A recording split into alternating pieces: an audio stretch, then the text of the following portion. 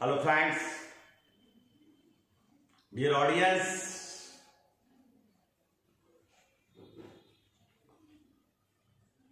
आज एक बहुत ही सुंदर मुलाकात, beautiful visit to Miss Shefali Gupta. इनका हाल ही में जो चयन हुआ है, जो हाल ही में इनका सिलेक्शन है एसएससी स्टेनोग्राफर्स और डीओपीटी इनके लिए मिला हुआ है। तो इनसे मेरे कुछ सवाल हैं जो आपके लिए बहुत ही फ्रूटफुल हो सकते हैं कि आखिर तैयारी कैसे करना है, क्या स्ट्रैटेजी रही, क्या प्लानिंग रही। लेकिन इसके पहले मैं आपको एक बात और बताना चाहूंगा कि इनके और भी सिलेक्शंस हो चुके हैं। 2017, 2017 इनका एसएससी स्टेनोग्राफर इनकम टैक्स के लिए भी हुआ। 2016 में लेबर इंस्पेक्टर एग्जाम जो एमपी ने व्यापम के द्वारा दिया गया, उसमें भी इनका चयन हुआ। तो शेफाली, सबसे पहले आपके लिए बहुत बहुत बधाइयां। Thank you sir. आपका जो सिलेक्शन हुआ, तो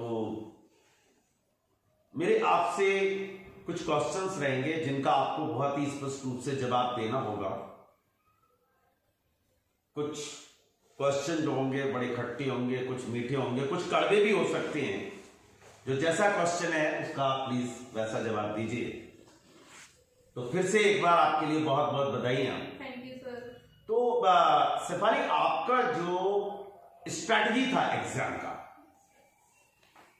तो वो जो आपने इतने जो एग्जाम है उनको क्रैक किया,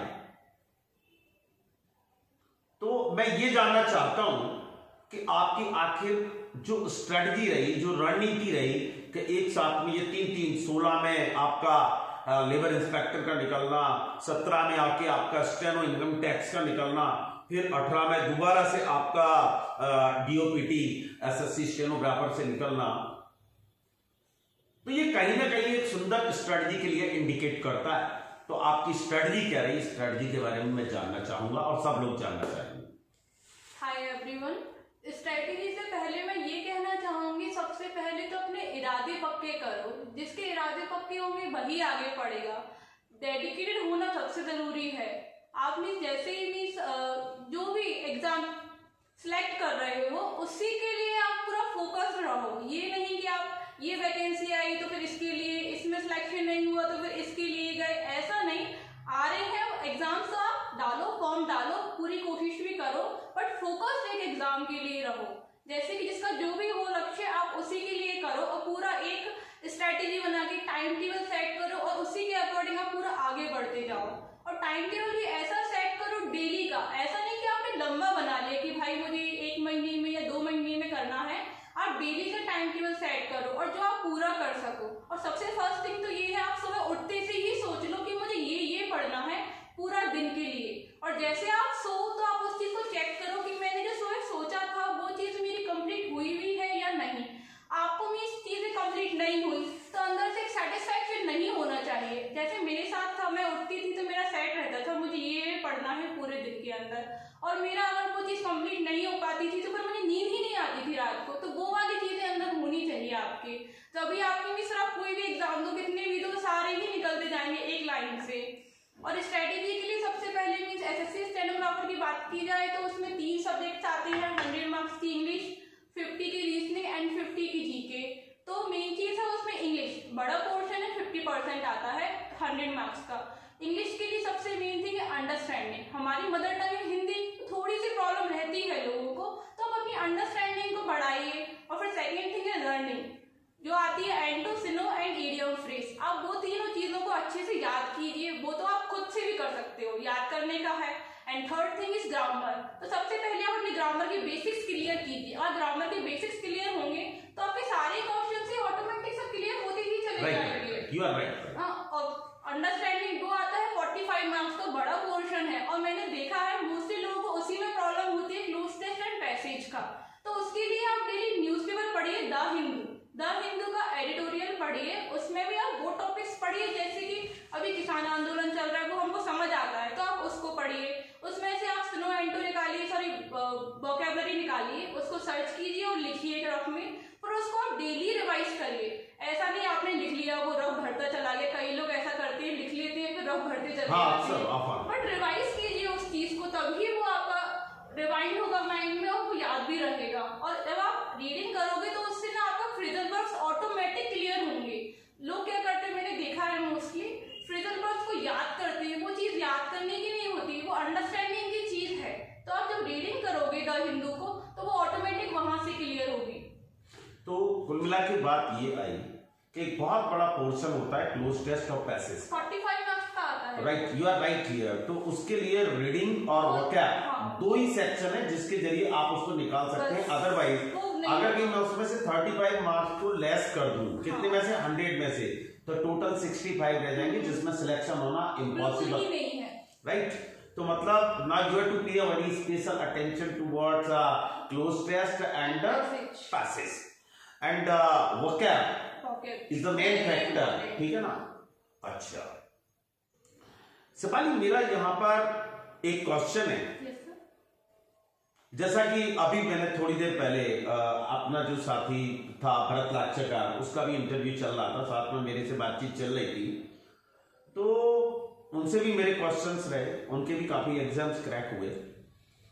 तो मैं यहाँ पर ये जानना चाह रहा हूं आपसे कि मेरा उनसे भी ये क्वेश्चन था और आपसे भी ये क्वेश्चन है कि हमारा जो शहर है शिवपुरी, दोबारा से मैं उस क्वेश्चन को रिपीट कर रहा हूं, इसमें एक बहुत ही जबरदस्त माहौल है। चूंकि आप लोग सिलेक्टेड हैं तो आप लोग उस चीज को बहुत अच्छे से डिफाइन कर सकती हैं कि यहाँ पर जो टीचर्स हैं, जो नॉर्मल टीचर्स हैं, वो एक बच्चों के अंदर वो एक थीम लेके चल रहे हैं कि आप किरण का सेट पेपर लगाइएगा और शायद एक और बुक है कौन सी, अजय केसी, आप उसको लाओ, 100% आपका स्टेनोग्राफर में सिलेक्शन हो जाएगा। क्या ये दोनों किताबों से सिलेक्शन पॉसिबल है या नहीं है? देखो सर, सबसे पहले वही बात आती है, किरण और अजय की सिंह दोनों ही प्रैक्टिस बुक हैं। तो प्रैक्टिस कब की जाती है? जब हमारे बेसिक्स क्लियर हो, ग्रामर क्लियर हो। और ग्रामर और बेसिक्स के लिए हमें लूसेंट एंड स्पीडी एक और बुक आती है, एक मिरर ऑफ कॉमन एरर। मैंने ये दोनों चीजों पढ़ी हुई है, तो दोनों में सेम है, मिरर ऑफ कॉमन एरर में और स्पीडी में सेम ग्रामर है। तो आपको ना थोड़ा शॉर्ट में लास्ट में रिवाइज करना है तो आप वो दोनों बुक से कर सकते हो। और सबसे फर्स्ट तो आपको लूसेंट की ग्रामर बहुत अच्छे से आनी चाहिए, उसके बाद आप किरण और अजय की सिंह पर जाइए, प्रैक्टिस के लिए है वो दोनों बुक्स। अच्छा, दूसरा वोकैब के लिए आप कौन सी बुक सजेस्ट करना चाहेंगी? वोकैब के लिए RS अग्रवाल, बख्शी, कौन सी आपकी निगाह में बेस्ट बुक है जो वोकैब एंड टू सिनो के लिए है? सर वोकैब के लिए रही मेरी बात तो मैंने तो RS अग्रवाल, SP बख्शी, किरण और अजय की सिंह ही चारों ही की थी, बट मेरे को लगता है किरण एंड अजय की सिंह सफिशिएंट है, क्योंकि उसमें क्या प्रीवियस ईयर के दिए हुए हैं, तो आप वो कर सकते हो। तो इतना बड़ा मेरा यहाँ पर फिर एक क्वेश्चन आ रहा है कि जैसे आपने पेपर दिया तो अजय की सिंह और किरण में से कितने % क्वेश्चन फंसी, ये बताइएगा। सर ऐसा फंसने का कुछ भी नहीं है, आप अच्छे से कीजिए चीजों को, आप सिर्फ एक बुक कीजिए, उसी को आप सिर्फ RS अग्रवाल कर लीजिए, उसी से पूरा पेपर क्लियर हो जाएगा। जरूरी नहीं है आप 10 बुक्स करो, नहीं, एक बुक कर लो। मतलब कुल मिला के मेरा यहाँ पर क्वेश्चन, आप मेरे क्वेश्चन को समझने की कोशिश करें यहाँ पर कि अजय केसी जो बुक है या किरण की जो बुक है, क्या उसमें से 100% पेपर आ जाता है? नहीं सर, 100% नहीं आता है। तो कितने परसेंट आ जाता है? 10%, 20%, 30%, कितने परसेंट पेपर आता है? सर हम 40 से 50 तो कह सकते हैं। तो अब बात वही आ गई, 40 और 50 उस पर बेस्ड क्वेश्चन आ जाते हैं, 10 के 10 तो रिवाइज होते ही नहीं। तो अब मेरा क्वेश्चन अगला ये उठता है, अगर कि उसमें से 40% मान लो आ गए जैसा कि आपने बताया, तो जो 50% या 60% की तैयारी है वो आपने कहां से की? ऑफलाइन या ऑनलाइन टेस्ट सीरीज देखी? सर 17 के टाइम पर तो इस ऑनलाइन में इतना क्रेज था नहीं, तो मैंने ऑफलाइन ही टेस्ट पेपर दिए थे और मिनिमम 6 to 7 ही दिए थे, इससे ज्यादा नहीं दिए थे, क्योंकि मैं नहीं मानती इस चीज को। वो सिर्फ एक इवैल्यूएशन करने के लिए रहता है अपनों की कितना आता है, और उससे अपनी कमियां फाइंड करते हैं अपन की कहाँ रॉन्ग जा रहे हैं, उस चीज को ठीक कीजिए।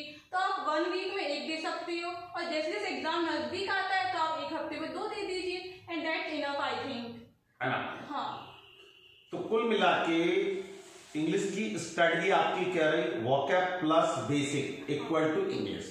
बेसिक आपने ल्यूसेंट से क्लियर किए, right, and vocab RS Agarwal, Bakshi और किरण, राइट, इनका सबका मिक्सर आप लेके चलिए। और इसके अलावा आपने मॉक टेस्ट दिए, तो मेरे ख्याल से मॉक टेस्ट बहुत ज्यादा जरूरी है, राइट, क्योंकि वहीं से होगा इवैल्यूएशन, मॉक टेस्ट से ही होगा। अगर कि हम चाहें कि ये जो ऑफलाइन हमारे जो क्या बोलते हैं अनसॉल्व्ड पेपर है, जो अजय के सिंह के और इनके इसके बेस पे अगर हम पेपर को निकाल लें तो impossible, right. Now next point मेरा आता है आपका जीएस के लिए। आपने जीएस की तैयारी कैसे करी, जीएस के लिए आपने कौन सी बुक और कौन से नोट्स यूज किए, इसके अलावा मैथ्स और रीजनिंग, इसके बारे में आप ना हमारे लिए थोड़ा सा डिटेल में बताइए, ताकि बच्चे उस चीज को आसानी से समझ सकें। और शायद मेरे ख्याल से आपसे ये क्वेश्चन लगातार हो भी रहे होंगे, क्योंकि आपके इतने सिलेक्शंस हो गए हैं कि आपने आखिर तैयारी कैसे करी, तो मेरे चैनल के माध्यम से कम ये भी चला जाएगा, राइट। सर जीएस के लिए तो लूसेंट एंड लूसेंट एक ऑब्जेक्टिव वाली बुक आती है, वो दोनों की थी मैंने। तो पहले यहाँ से थ्योरी पढ़ो, फिर वहां से प्रैक्टिस करो। उसके लिए भी लूसेंट ऑब्जेक्टिव है, वहां से प्रैक्टिस कर सकते हैं। एंड करंट के लिए मैंने स्पीडी की थी, करंट के लिए 1 ईयर वाली जो आती है वो स्पीडी करंट अफेयर्स, तो वो जी। अच्छा, मैथ्स के लिए आपने क्या किया, मैथ्स और मैथ्स नहीं, रीजनिंग के लिए, क्योंकि आपने रीजनिंग की तैयारी करी, रीजनिंग के लिए आपने कौन सी? तो रीजनिंग के लिए पहले अपने टॉपिक्स क्लियर होना चाहिए, जैसे कि सीरीज है, काफी सारे टॉपिक्स रहते हैं, नंबर सिस्टम वगैरह है, उसमें वो चीजें क्लियर रही। उसके बाद मैंने सेट पेपर्स लगाए थे स्पार्क के, बट अभी जो 2019 वाला पेपर हुआ था उसके अकॉर्डिंग देखा जाए तो उसके लिए आप अभी जो करंट पेपर हो रहे हैं सीपीओ सीजीएल वो वाले पेपर्स लगाइए, वो ज्यादा बेनिफिशियल है, क्योंकि अब रीजनिंग का लेवल बढ़ चुका है और वो टाइम कंज्यूमिंग हो गई है। हाँ, तो इस बार काफी सारे लोगों का पेपर छूट भी गया था, इवन 200 अटेम्प्ट नहीं कर पाए उन लोगों ने। मैंने काफी सारे लोगों से बात हुई मेरी, तो बताया उन लोगों ने। तो आप सीजीएल सीपीओ और जितनी भी एसएससी के एग्जाम्स हो रहे हैं उनकी रीजनिंग लगाइए, जो सेट पेपर्स मार्केट में अवेलेबल है इस बार उनकी अपेक्षा मुझे लगता है अब वो टाइम चला गया है, इस बार थोड़ा चेंज आया है पैटर्न में, तो आप उनको कीजिए। एसएससी के जो पेपर्स हो रहे हैं उनकी प्रैक्टिस कीजिए रीजनिंग के लिए, तो वहां से आपको नई नई लॉजिक्स मिलेंगे, बहुत नए लॉजिक्स हैं उसमें। मेरा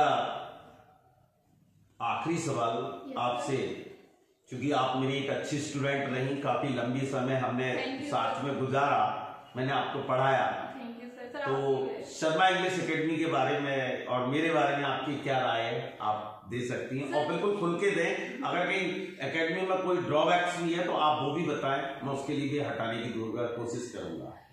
सर जैसे ही मेरा 12th पास आउट हुआ 2015 में, तो मैंने उसी के बाद ही कोचिंग शुरू कर ली थी, और सबसे पहले मैं शर्मा एकेडमी पर ही आई थी, और मैंने मेरे बेसिक तो ग्रामर यहीं से ही क्लियर किए थे।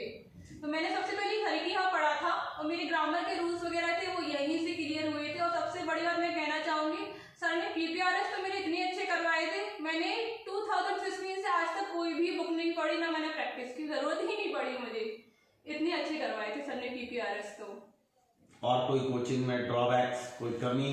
नहीं सर, ड्रॉबैक्स सर मेरे लिए नहीं है, काफी सारे लोगों को हो सकता है जैसे टाइम पंक्चुअलिटी है, तो सर ने पंक्चुअलिटी सिखाई कि आप टाइम के पाबंद बनो, 1 मिनट की कितनी कीमत होती है वो सर ने सिखाया। काफी सारे सर लोगों को लगता है बच्चों को सर जल्दी बुला लेते हैं, स्ट्रिक्ट हैं, ऐसा वैसा, बट मुझे वो मेरिट्स लगे, डिमेरिट्स नहीं। बहुत बहुत धन्यवाद, थैंक यू वेरी मच। आपने अपना कीमती समय हमारे लिए दिया और इन लोगों के लिए बताया कि आखिर तैयारी कैसे करना है, क्या करना है। बच्चों के अंदर एक रियल में अवेयरनेस आना चाहिए कि आखिर हम सक्सेस कैसे लें। Thank you very much. Last message right. Sir मैं बस एक लाइन कहना चाहूंगी सभी बच्चों से कि हमें अपने जीवन में कुछ ऐसा कर दिखाना चाहिए कि लोग हमें देख के हमारे जैसा करना चाहिए। कहा जाता है ना, कर दिखाओ कुछ ऐसा कि कोई और करना चाहे आपके जैसा। तो मैं बस यही कहूंगी कि ऐसा कुछ करो कि अपने पेरेंट्स, अपने गुरु लोग कहें कि हाँ आप उसके जैसे बनो, अपने माँ बाप खुश रहें, उन्हें खुशी हो कि हाँ बच्चा हो तो ऐसा। तो मैं बस यही कहना चाहूंगी, सब लोग अपनी लाइफ में आए हैं तो कुछ अच्छा करें, अपना नाम कमाएं, सभी लोगों को अपने होने से खुशी हो, बस इतना ही। Thank you. Thank you very much. Have a nice day. Okay.